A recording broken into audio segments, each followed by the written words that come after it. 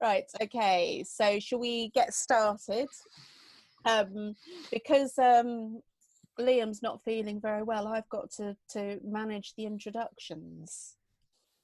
Can you believe it? So I'm going to start off with myself. I'm Joanna, I'm part of the Rail Innovation Group. I'm going to go to Nik first, Nik Lusardi, who's our speaker for today. So if everyone can just introduce themselves and where they are at this present time. Hi everybody, I'm Nik Lusardi, obviously going to be speaking today to share some insights or some anecdotes from my previous career in working for Virgin Atlantic. I'm now a consultant, but previous to that I was working at HS2, so nice to meet you all. And where are you? I'm in Surrey, in Red Hill. So Adam? So yeah, I'm Adam. I'm currently working from home, doing various bits and bobs, working with other graduates at the moment, doing anything where others having to self-isolate, and I'm currently in Loughborough. So furthest north we've got so far. Chris Jones. You're on mute. Chris Jones. I work for the DFT at the minute, leading commercial strategy and technical integration on one of the Heathrow rail projects. Currently in my friend's flat in Wapping because I'm not allowed back to my own flat yet. Wayne? Hi, Wayne Marks Butler, CCD Design and Ergonomics, and I'm sitting in my kitchen in sunny Hertfordshire. So, and Emily? Emily, I'm from One Big Circle. We do intelligent video, and we're currently trying to get our video capability onto trains and to help them in this critical times. And I'm in just outside Bristol, just south of Bristol. Someone's got some beautiful birdsong in the background. I don't know who it is. I've got birdsong, but I don't think it's me. No, it's not. Yeah. I have to leave at 12:30. That's all. So apologies for having to jump off. Dave Sampson.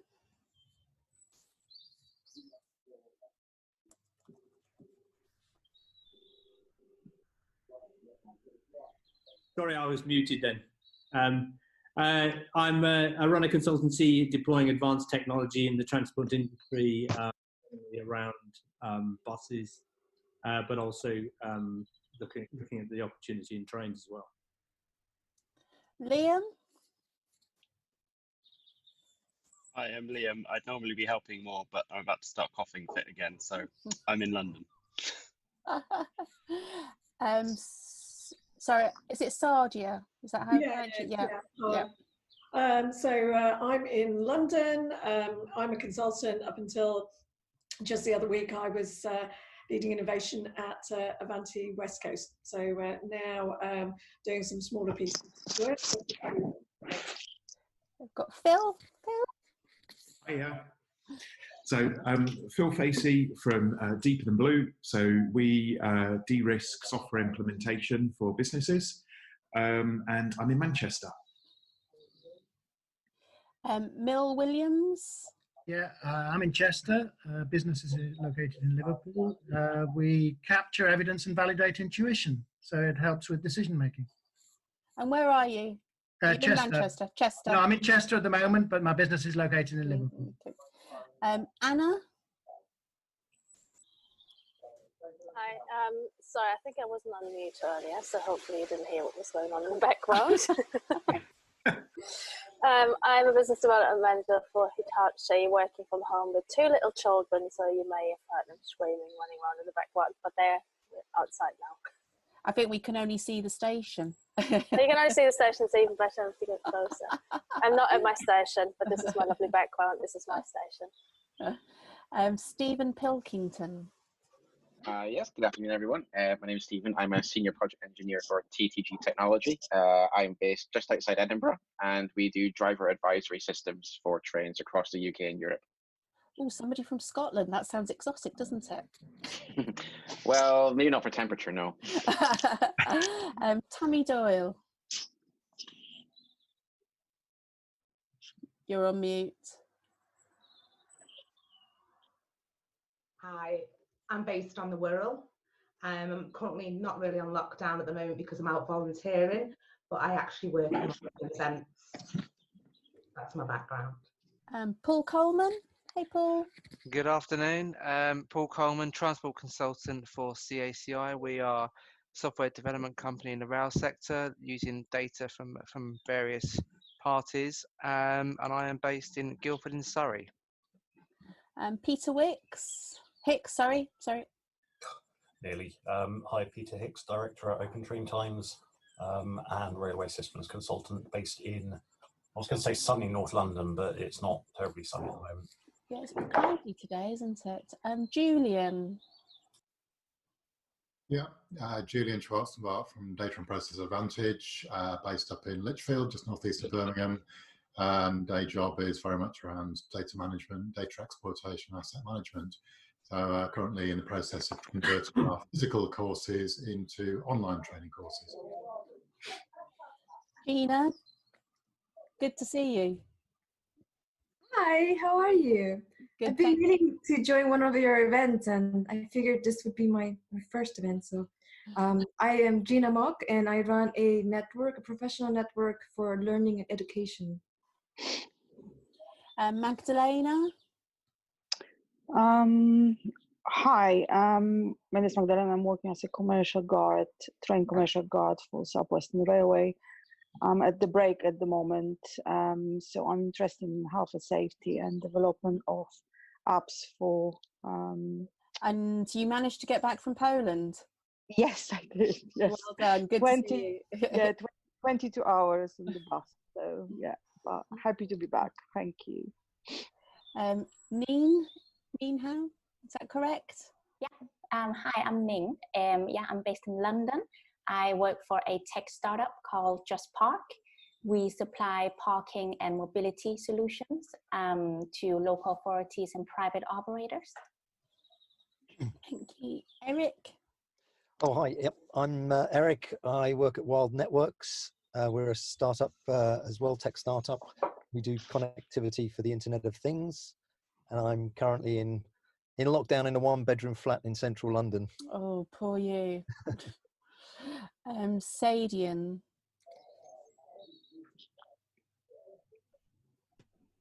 You're on mute.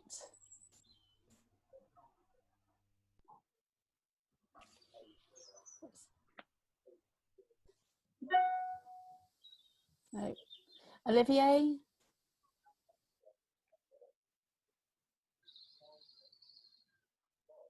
You're on mute as well.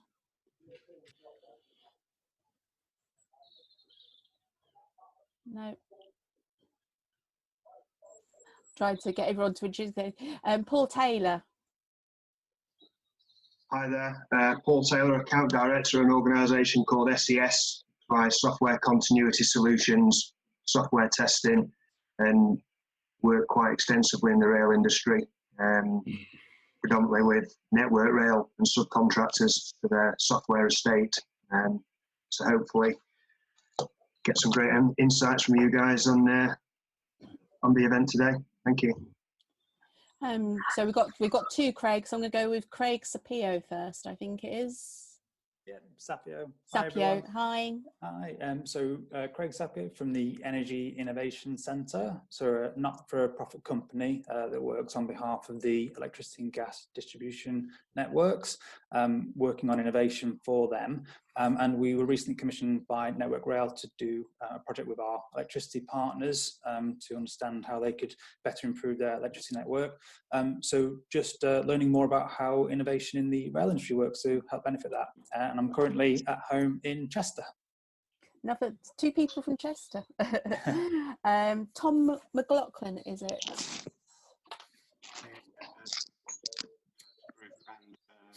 Working at the West Coast Partnership franchise. Nick G. Yeah, hi, good afternoon, everyone. My name's Nick. I work at the National Railway Museum in York, and I'm currently at home quite close to the museum in York also. Hi, Nick. Hi. Matthew Drury. I've got a few webcam issues, and she just had to listen to my voice. I work for Saturn Communications. We provide digital signage solutions for railway stations and train operating companies. and I'm at home in West Yorkshire near Huddersfield. Raj? Hi there, good afternoon everyone. Raj Sachdeva, run a consultancy business, Black Box. We work with travel management companies, train operating companies, and a few techie startups in the travel arena. So hi. I haven't got a name for this one, it's just got Hex Young R. So this is a surprise. I'm sorry to let you down. It's Richard Young here from Heathrow Express. I work in the commercial team at Heathrow, looking at our B2B partners and third-party retailers. And yeah, I'm dialing in from just outside of Guildford today. Mita? Hello, I'll put the video on. Hopefully my bedroom's not too messy. I work for a company called Apinster. We build mobile applications for rail and aviation, which help with efficiency. Clients include Avanti, West Coast, Bombardier, Emirates. Sven?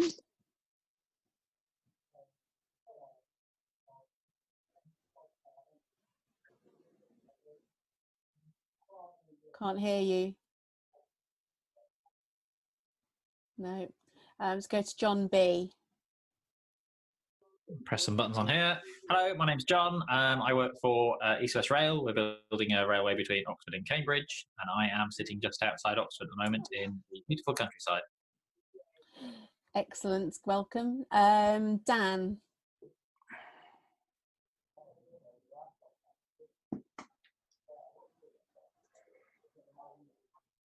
No. Craig Tompkins? Hello, my name is Craig. I'm head of transport for a small design, strategic design consultancy, DKNA, and I love hearing Nik Lusardi stories. Hi Craig, and I know I owe you a response on your email. I haven't forgotten. And I've got two finally. Sula, is that right? Yeah, hi, it's Sahel, sorry. Sahel, sorry. Yeah, it's all right. It's just the way it's set up on the system.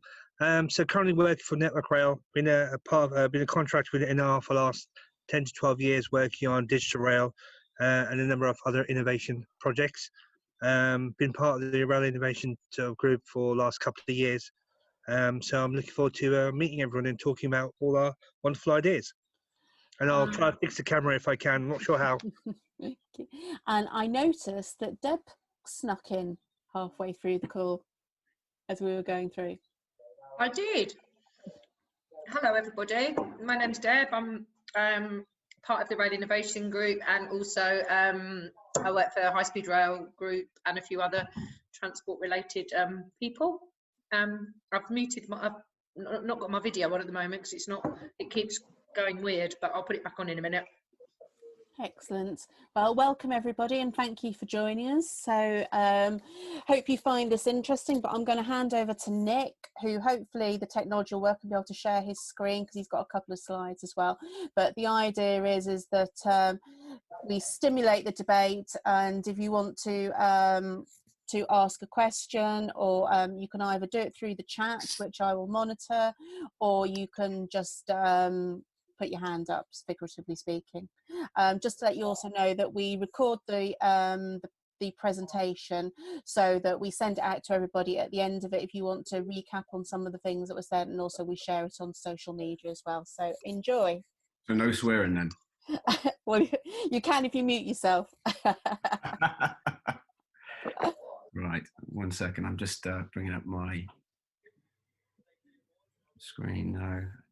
Can everybody see that? Has that come up yet? Yeah.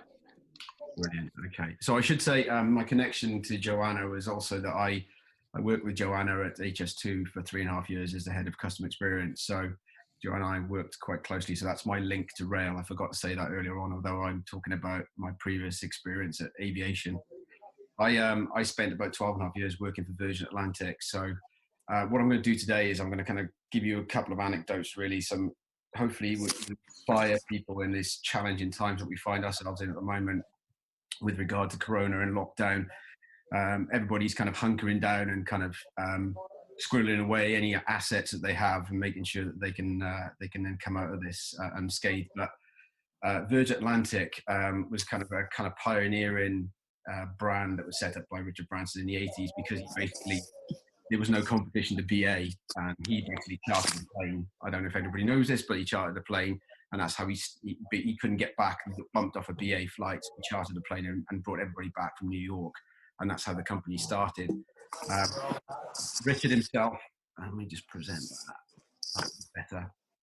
So he was famously, sorry to kind of to break in there with a semi-naked picture of Richard Branson, but he famously he quoted that if it ain't broke, break it, and that was his kind of methodology, and that for a long time actually translated through all of the work that was done at Virgin Atlantic.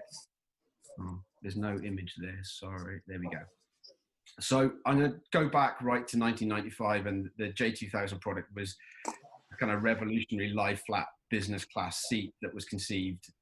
It took 4 years to kind of bring to market, and it was a market leader for a very short space of time, because it was then heavily copied. So Virgin Atlantic in 2001 or early 2000 kind of started to develop, think about what was the kind of the copy, or sorry, what was the next incarnation of this, and thinking about how can they get market share. So they started to think about what is the new business class model. Unfortunately, 9/11 happened in 2001, which basically decimated the aviation industry, in particular decimated the transatlantic route across to the US, which was basically most of its kind of main kind of revenue stream at the time. They were very competitive in that area.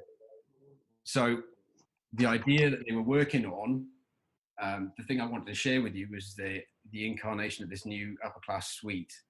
And instead, the interesting thing with Virgin Atlantic was, instead of hunkering down, as I said, and stopping the non-essential spend as we see today in the world that we live in, the actual Virgin management increased the actual capacity to develop, and they set up what I would term as a crack commando team to actually continue developing the new product and innovating in a time when it was very, very challenging, because nobody wanted to spend any money, and in particular the aviation industry hadn't been hit with such a sledgehammer as it had then. What transpired was they created a team, and I worked with a number of these individuals, because when I was at Virgin Atlantic, because I actually arrived afterwards, and they set up a very close-knit team. They had a locked area which only specific people had access to. It was a very competitive time as well for the aviation world, but they continued to kind of charge on ahead. And if any of you know how difficult it is to actually develop a seat, they managed to actually, and to certify it for an aircraft, which it eventually it started flying on the 747-400. It was launched in 2002. Which was groundbreaking, really. They really kind of, and also not only that, it was a really innovative product. In fact, that it had gone from what was quite a ubiquitous kind of product, which was the J2000, is something that the aviation world had never seen before. Equally, some of the innovation that was in this was that you could actually take off and land whilst you were in recline, and also there was a separate bed surface to the actual seat surface. What would transpire from that is, as soon as this hit the market, there was an immediate positive impact to the company's profit, and the market share on their transatlantic routes increased massively as well. And they got the jump on on the biggest competitor they have, namely the one in blue. And this was kind of really what it demonstrated is that they took a chance to innovate in times of adversity, but actually it paid off massively, because as soon as whilst the sleeping giants all kind of came out from their slumber, Virgin Atlantic was already kind of accelerating past them, and actually they stole a lot of market share on the transatlantic routes because of it. So it's a fantastic kind of story. It's something that I learned about only after I joined Virgin Atlantic in June 2004, and I joined the design team there. And it's something that I kind of reflect on massively, because I walked into a company that was extremely buoyant. After launching that product, I was actually riding the wave of that innovation, and it was a really exciting time. And I joined there, actually, I was employed as a senior designer at the time of my first job there, to actually work on their A380s. They're already invested in new aircraft 2 years after launching this new product. From that point, as I worked there for 12 and a half years, I said, in 2007, I was then tasked with the challenge of developing the next upper class suite for the Virgin 787 Dreamliners were going to arrive from Boeing. So this is the second story, but I kind of wanted to kind of show you a timeline really of how innovation can kind of, it kind of breeds positively within an organization. Started the actual project itself. It was obviously in some ways at the time, I look back at it now and thought that was quite a big deal, because actually they were quite big shoes to fill, but the company wanted to move forward again and wanted to innovate and generally to develop seating and cabins of this nature. It takes between 3 to 5 years on average if you're starting from scratch. So there was 3 years of development that I kind of went through from a seating perspective. I led this piece of work and eventually ended up with, this was named Project Yuri, named because of actually I managed to kind of create more space for customers and actually more seats as well. So it was named after Yuri Gagarin, because the first man in space. And you can see here there was like 3 years of kind of hard graft to kind of get to this. These are some of the models right from the start. Started with cardboard models right the way through to a fully one-to-one scale cabin that we then took people through, and the execs, etc., to try to drive through this new product innovation. The hardship came, and this is the second story really. The hardship came from the fact we had two major challenges that we encountered in 2010. One was that Boeing announced major delay to the 787 Dreamliners, and we developed this seat specifically for that aircraft.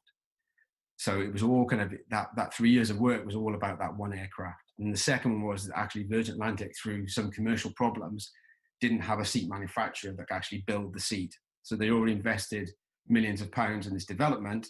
They didn't have an aircraft and they didn't have a seat manufacturer. So the solutions that actually, and this goes back to that point around where this all started, around if it ain't broke, break it, but also this kind of intent to actually innovate in times of hardship. This could have been quite easily, let's pause this until we get some more information around the actual, the aircraft from Boeing. But instead of that, Virgin decided to actually order new aircraft from Airbus. So they paused, they created a kind of they needed that to actually fulfill the slots to actually progress and to drive profit into the organization. Off the back of that, I then had to redesign the seat to fit a smaller aircraft, because the A330 was a smaller aircraft, a smaller fuselage. So that happened. The second one was that there were no seat manufacturers because there were some legal things being contested at the time from copyright infringement, etc. So Virgin Atlantic actually created its own seat manufacturer. And it took them 6 months to do that, and they set that up. And there were 50 people working on developing and designing this and certifying this seat for these aircraft. Eventually, in 2012, the seat was launched, and actually it was then placed onto the A330s. And this was the actual, it was an award-winning seat, such as the previous seat as well. So the upper class suite that had gone before was multi-award winning, so was this as well. But it was a very slightly different aesthetic, as you can see from the original, more modern, and but still kind of served the purpose and had the same kind of key attributes the original product. The one thing I kind of wanted to kind of finish on really, and then we can kind of open up and have some more discussions about some of the kind of the finer details, if you like. But I think really the thing that I learned in my time at Virgin Atlantic was that really the intent to innovate in adversity actually has to start from the top. And I know that sounds like a cliche thing, but it's absolutely true. But the fundamental thing is that it has to be owned by everybody who is actually a part of that. And this is epitomized really by the brand idea that Virgin had along this whole process. They developed this idea that actually they realized within the company and the company culture was that actually the whole company had everyday pioneers, and this was their brand. And these are the to the right and underneath, the everyday pioneers. You can see then the principles that were led by the organization, and that enabled them. And I've just given you two examples really of some innovation, but there's a huge array of other kind of examples that I could provide you. but obviously we don't have time today. There is one final thought as well, and I did reflect on my time at Virgin Atlantic, and the one thing that I always remember was that we always found a way to have fun when we were developing this, and I think that's the key thing to innovation as well. Again, I know it sounds kind of a bit of a throwaway comment, but it was absolutely true. There was a lot of fun there, and actually that brought everybody together and coalesced them around the kind of single point, which was actually to develop something that was going to which was a game changer. So there we go. Thank you, Nick. That was really interesting. I just to get the conversation going, I was wondering, in terms of your reflection, because I know you mentioned about the time of designing the seat after 9/11, and also when you came on board and were designing the next phase of that was obviously at the start of the financial crisis, which obviously was also quite a difficult time for the airline industry. Yeah. But I think probably what is going on now pales into insignificance in terms of what 9/11 and the financial crisis meant, because pretty much, I mean, like, most airlines fleets are pretty much grounded, and there is no end to this, is there? So what would your thoughts be on how different this crisis is and how we manage that? Yeah, I think it's very, in some ways, it's what happened with 9/11 was a kind of smaller version of where we are right now, so that everybody kind of locked down. The aviation world, especially the transatlantic route, stopped, and that was the main source of income for Virgin Atlantic at the time. But I think what you have to do as well is there's a kind of key learning from Virgin Atlantic is they used the resource that they had available to them at the time to drive innovation. So it's looking within and saying, well, and that's what they did by setting up a company. So set up this crack commando team within Virgin. And as I said, I worked with a lot of these people when I first started there. Really, they're just really, really kind of ambitious people, but wanted to kind of make change. With everybody was singing from the same hymn sheet. So I think it's about using the resources available to you and looking for those kind of, I guess, those innovative ideas from within, rather than searching for the silver bullet. But there may be something within, and trying to kind of understand what it is you actually have, because there is time now to actually think. And I know that there's time to take stock of what a direction is different. All of us are taking stock of the different directions that we've been going in, whether it's personal or kind of corporate. But I think you can look within and go, actually, you can start to see where there is quality that you can kind of start to innovate on top of something else, or bring ideas together, look for inspiration from outside your industries as well. I mean, we see a lot of that now. We see where, we've got Dyson, also McLaren, are all getting involved in respirators. And they're actually, the key thing there is they're taking what they're good at and actually repurposing it to develop something new. That's a really interesting point. Can I come in there, Johanna? It's Deb Carson. I'm just going to ask Nick to stop sharing his screen so we can start seeing some people. If you want to do something, then I want to bring in Julian, because that kind of leads on to Nick's point as well. Yeah, sure. No, thanks, Nick, for a really interesting presentation. And I think that last point that you made there about, innovation is not just about kind of looking at very sort of technical fixes, I suppose. It's also about looking at how people work and culture change, and how industries share things into sort of sector sharing, I suppose.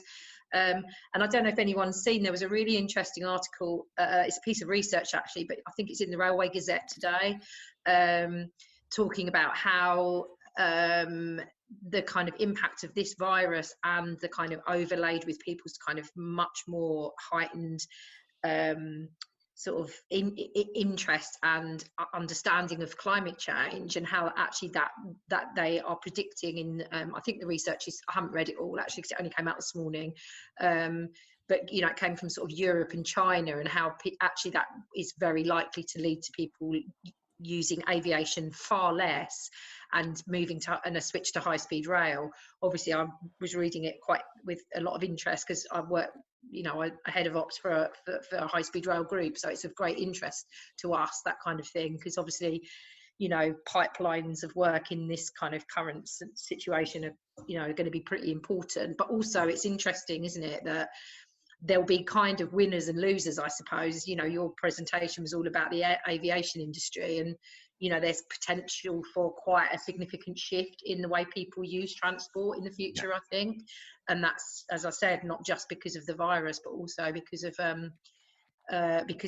people's kind of concerns about climate change and all of the various governments' commitments to net zero targets.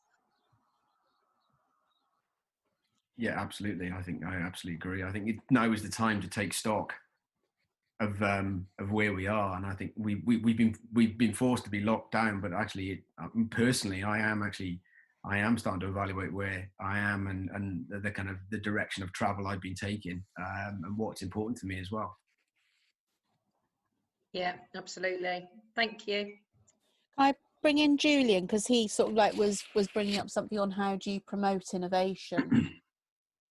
Yeah, just thinking really in terms of Richard Branson being a well-known innovator and disruptor, and I think you're right to say that the innovation, the leaders have to set the innovation culture of the organisation.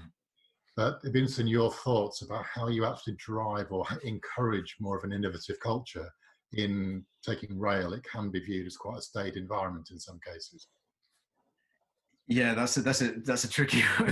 Rail is, yeah, you're absolutely right. And my time at HS2, so 3.5 years, I think, as customer experience, head of customer experience, I was trying to drive a change in kind of thinking around the customer and putting the customer at the heart of the decision making as early on as possible.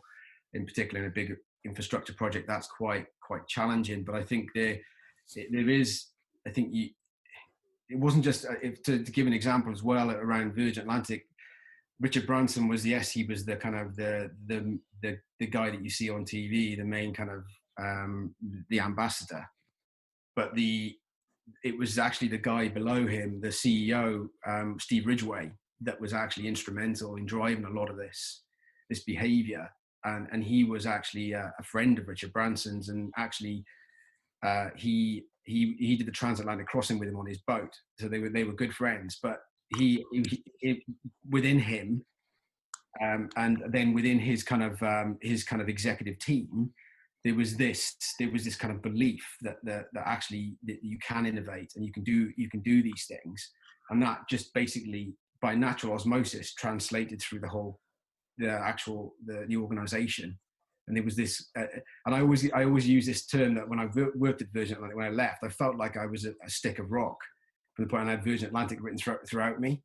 And maybe some people would say that was brainwashing, but it was actually because there was this innate belief in everybody, and people owned the brand and they cared about it. And I think the problem with the rail industry at the moment in some cases is that it's difficult to understand the brand, the strength of the brand is not always there.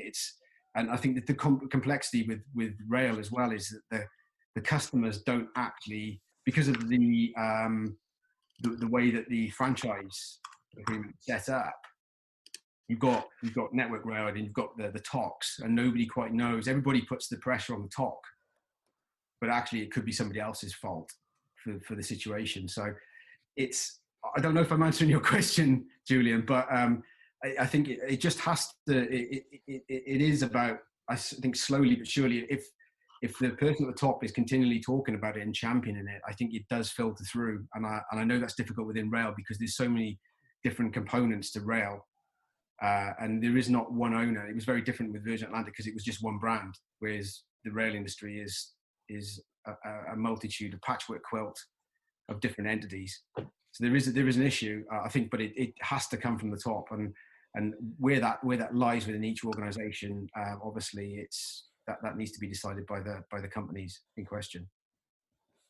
Yeah, thank you, Nick. I think probably also in rail, the safety culture sometimes gets in the way of innovation because people take a view that we can't do that because of the safety risk, when in some cases it may be more of a business risk rather than an operational or passenger safety risk. You're absolutely right, but just to come back, I think aviation, that was at the forefront of everybody's mind as well. The security risk was massive, and we were still able to, the seat that I kind of designed, that was the first time you had this kind of asymmetric herringbone layout because it was very complex to certify. But because of the belief that they needed a new seat, that overrode everything else. And actually, but we never actually deviated from the security and safety. We still had to certify that seat 16G to get it on the aircraft. So I think there is a way. If there's a will, there's a way.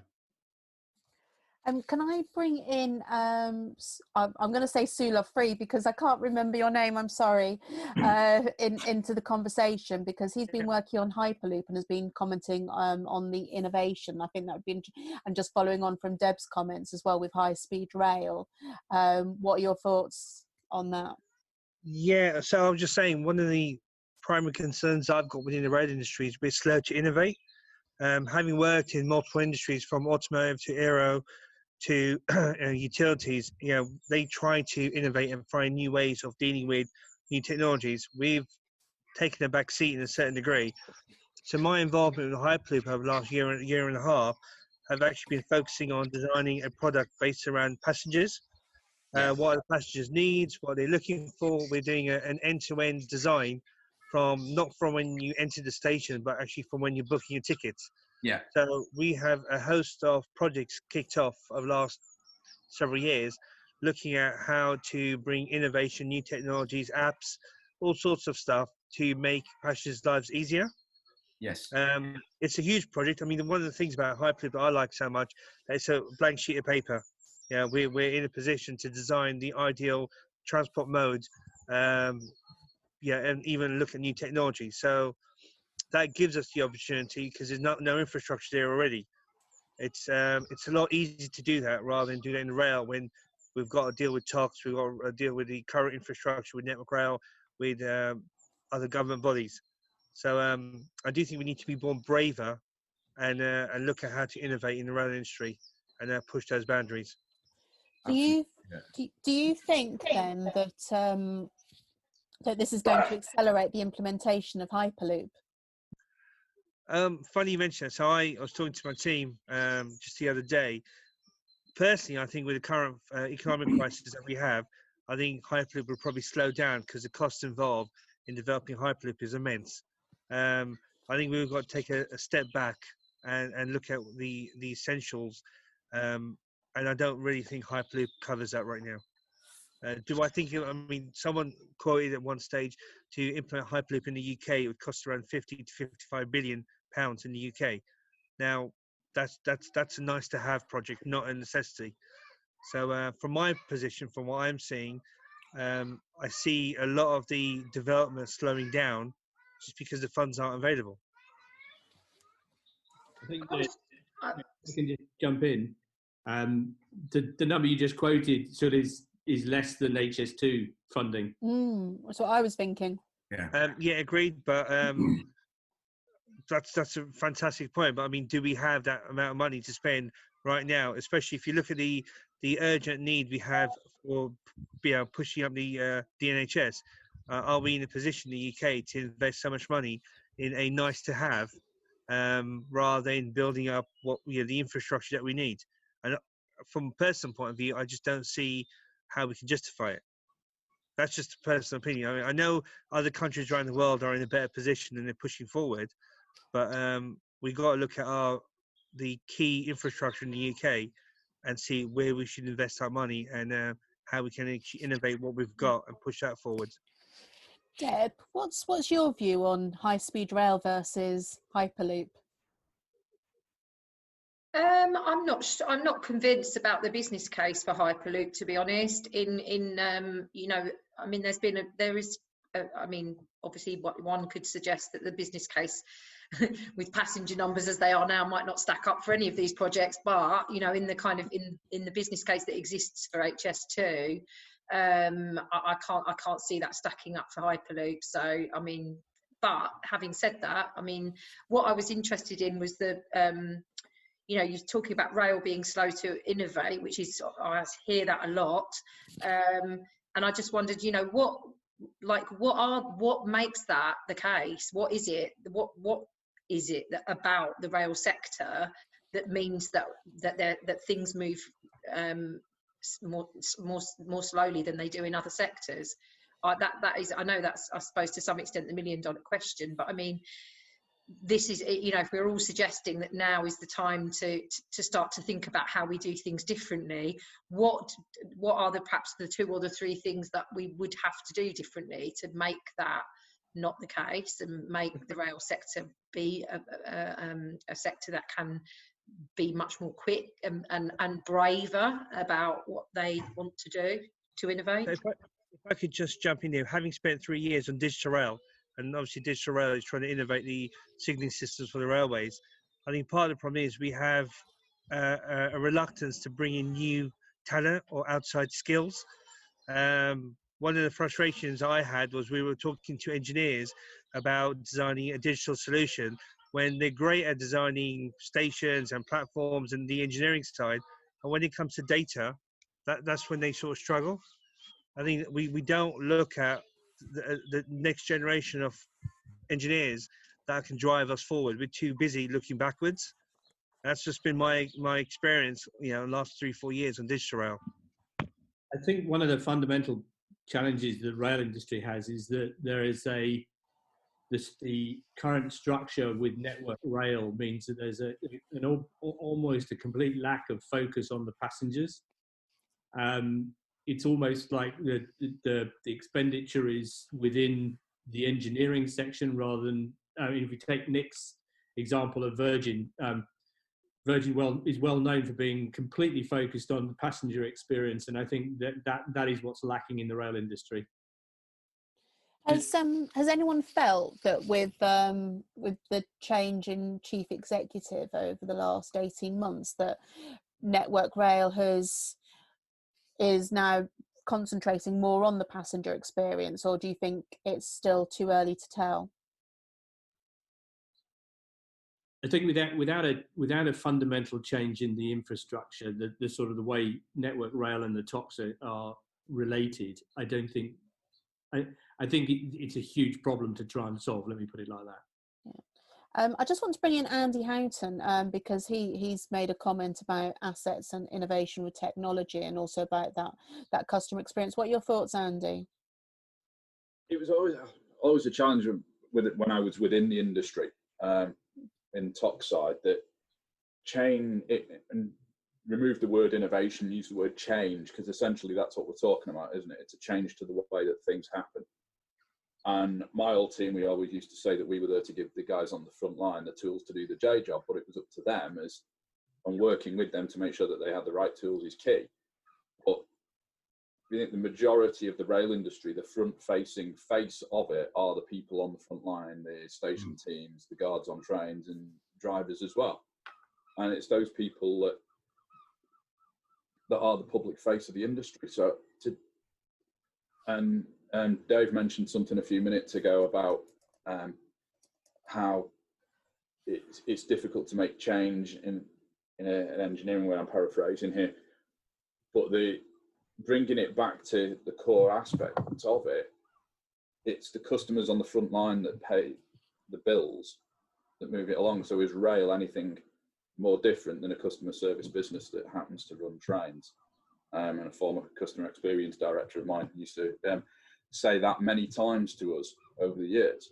And I don't think it is any different. So to actually make sure that the guys on the ground feel empowered to do things that little bit differently, I think that's one of the biggest pieces of innovation that we can do, to take the shackles off the guys that are doing this day in, day out, and to engage them in the innovation conversations higher up, to get them the tools to do the day job. I know a number of the talks where there are innovation managers in place. I use Northern, LNER and TPE as examples of ones that I know, and I think Marcus at Southwest has done the same. Actually having people from the front line coming in and giving them their problem statements in order to say, this will help us do our day job better. But these are the guys on the ground that really drive change. And if they're happier because they're being listened to by their management and by the echelons going all the way up to the chief execs and the MDs and the heads of the owning group and the Andrew Haynes of the world, then to me, that's the starting point of all of this. And for all of us in the technology world, we've got these remarkable bits of software or hardware, etc. work coming in, and granted, from a sales point of view, where I am now, it's difficult to actually get to the right person who will see the value in what you're trying to offer. And I think anybody who's in that sphere on the call would agree that there's a challenge. But it's almost like, instead of going at the top, we need to come in from the ground up, where true innovation will actually happen day in, day out. I think that's interesting, and I think Adam Steed's just come in with a comment. Nick, do you want to comment maybe on how Virgin involved frontline teams in your innovation? Yeah, well, I think it's a really good comment by Andy, and just to kind of to pick up on that point, what we used to do is actually the work that I've just shown you, the cabin environment, which I kind of used to lead the team on. It was all about actually the cabin crew and the staff. They were the walking, talking brand, and you could have all of these ancillary items around it, but actually, fundamentally, you would need to empower the crew themselves to deliver, or the staff who are dealing with the customer to actually deliver the brand. And that's why the way that we would develop the whole idea was an end-to-end journey, as we talked about previously, and thinking about that interaction and how the actual environment created almost this canvas for the crew to paint the kind of the customer experience upon. And that's why they weren't robots, they weren't scripted. Some airlines you travel with, there's a very hard line about what you can and cannot say, and I've got so many, like, don't get me wrong, Virgin got stuff wrong as well. But by the nature of it, I believe they were much more human, because they were allowed freedom and they were empowered, and also because, you know, the uniform they wore, they were proud to wear it, and that came back to live and eat and breathe it coming from the top. When people, you know, it was quite the organization wasn't layers and layers and layers. Actually, you could walk around the organization and the crew could actually talk to the CEO in the canteen, have just a normal conversation with him, and actually tell them about things that were going on, and things would get sorted. Sometimes they would, sometimes they wouldn't. And I think that it was the culture within the company itself led to a good delivery of that service. But equally, people did feel empowered because of that, because they felt like they were part of the family. Yeah. Does that answer the question? Sorry. I just wanted to bring in Juliana, because Juliana's made a really good point when we're in terms of Andy saying about a service, because we've spoken a lot about mobility as a service, but where is that now? It's whatever we call it, isn't it? I think mobility as a service, if you look at all these hyped tech trends of certain years and you see things rise and fall, I think it's just how we're going to think about ourselves. I think it's a useful term to think that, you know, we are delivering a service. We're not, it doesn't need to be bits of kit.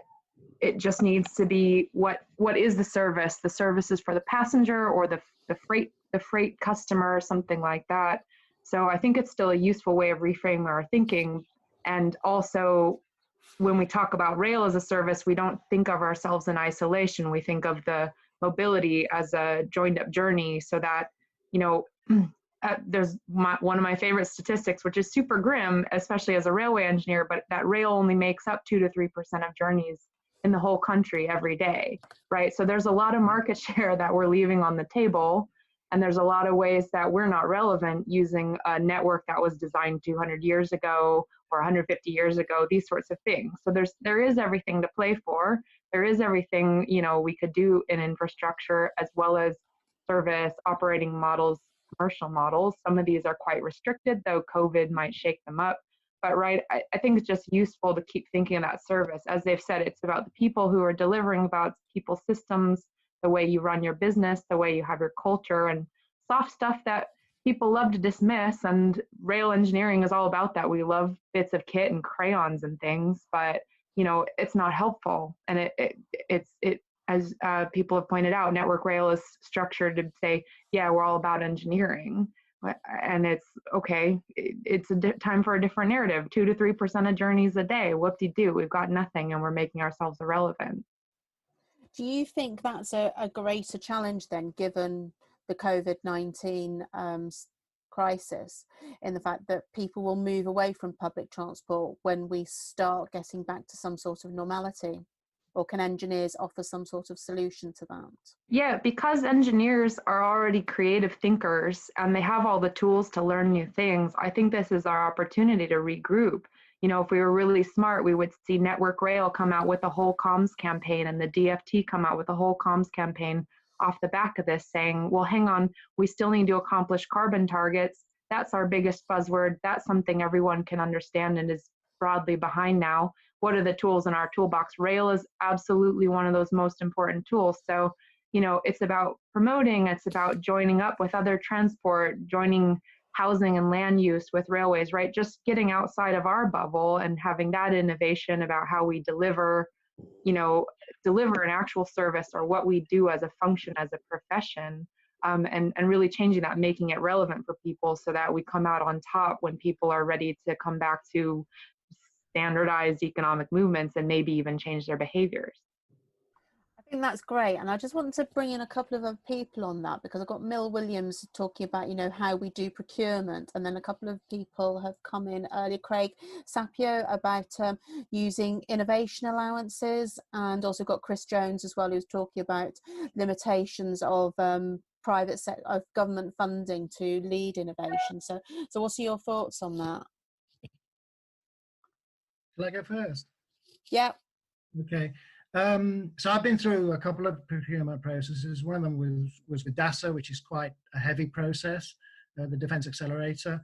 I also worked with Merseyrail as customer services on stations and platforms and so forth in September, October 2019, and then in 2020 early on, whilst we were still allowed to go out.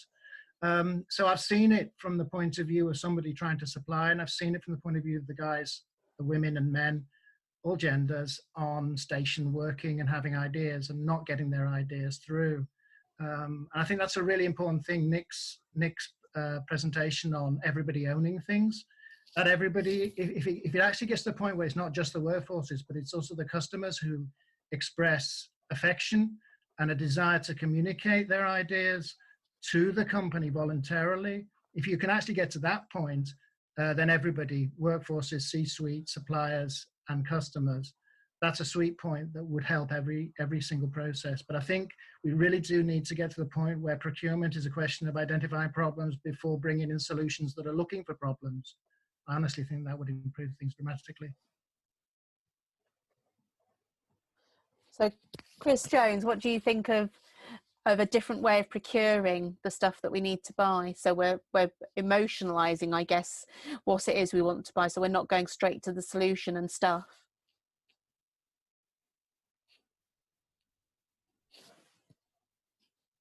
It would on mute again. Here we are. So my point, it's more about, it goes back to the conversation about the way in which rail lags behind the rest of technology and the rest of all other industries in the way they innovate. And it comes down to the fact that rail is inherently very expensive, and the comparison was drawn of the cost of HS2 versus potentially implementing Hyperloop. The point is, HS2 is a tried and tested technology. We've been using it since the Victorian times. Whether or not you agree it's right that we continue to implement Victorian railways is another separate argument. But there's no private companies out there who have the capital or the ability to finance at a scale that you could implement HS2 as a national network, Hyperloop as a national network, because of the cost of it. So therefore, you're going to need some form of government backing or some form of government finance. As government, if I was to implement HS2, as they are, you can spend taxpayers' money on forwarding that. Whereas if I was to say to, not to us, because we understand transport in this arena, we understand railways. If you'd say to the average taxpayer, I'm going to spend 50 billion of your hard-earned money on trying out technology, I don't know if it's going to work. So for me, that is why I think that innovation on that scale doesn't happen. What I think we need is like what Elon Musk was doing, where he's trying out his system on a very small scale, but proving it does work, and then it will grow larger and larger. But the fact is, when things cost as much as they do on a national scale, particularly railways, I think we are always going to lag behind. And of course, Elon's doing that with billions of pounds as well. But I just want to bring in, as unfortunately our last speaker, Craig Sapio, who has mentioned about the energy industry and network innovation, could that be a solution to our funding issues? Yeah, thanks, Joanna. So it's really interesting to hear some of the points that are being raised. So as I say, almost as an outsider, we're a company working within the energy industry, talking about the government support and the funding requirements. That's exactly what the energy industry had experienced. So in 2011, there was a big push by Ofgem to say to the energy distribution companies, look, you're not doing enough innovation, and innovation is a way to save customers money and improve the energy experience that they're getting, the service you're providing. So we need you to innovate, and Ofgem had to essentially step in because the companies were very much taking the approach of, if it ain't broke, don't fix it. So to Nick's kind of comment at the very start of this and Richard Branson's approach, Ofgem almost needed to step in and say, look, you need to innovate here. And essentially they did a price control. So effectively ourselves as customers, the amount that we pay to our energy retailers is a little bit taken off the top of that. It's obviously to ensure the infrastructure for distributing electricity and gas is maintained and works. And Ofgem said, right, distribution companies, you're not going to get this little section off the top unless you actually innovate and use that money towards innovation projects. So they did get the point that sometimes it's difficult for the companies themselves to justify the spend, and so they need something that they can actually use to actually procure innovation and move forward.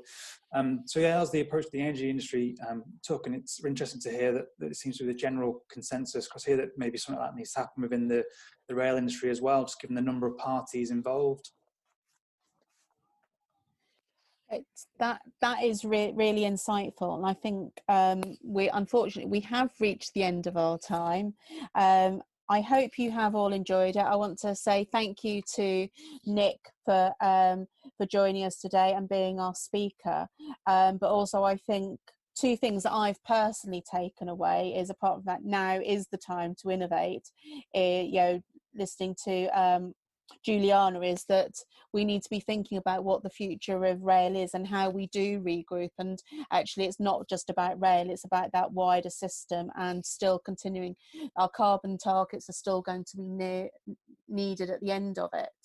So again, once again, thank you. I was supposed to ask if anybody needed anything at the end of it, but if you can either email myself or Liam, you can contact us through the Rail Innovation Group on LinkedIn, or you can email us directly. And we do have another webinar planned for a week Friday, but I've got no idea what the date is because, like everybody else, I'm losing all semblance of time. So, but we do plan to have all of these weekly, and please keep up the conversation. Thank you.